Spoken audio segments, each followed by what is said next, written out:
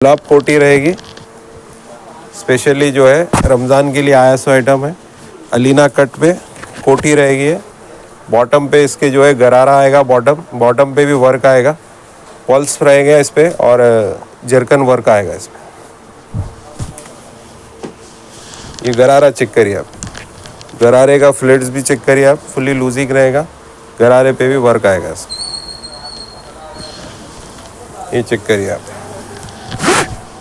ये designer sober test रहेगा। ये जिसको सिंपल सोबर चाहिए उनके लिए ये हीरामंदी पे प्लाजो आएगा, Russian palazzo with mirror work के साथ रहेगा।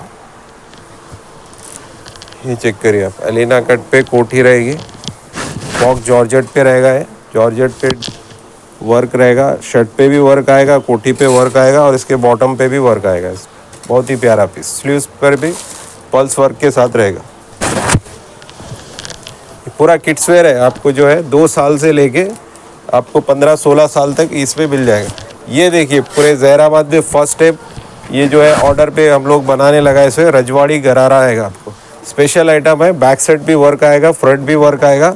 आप इसका गरारा चेक करिए आप, इसकी डिमांड हद से ज़्यादा है अभी जहराबाद में। सिर्फ आप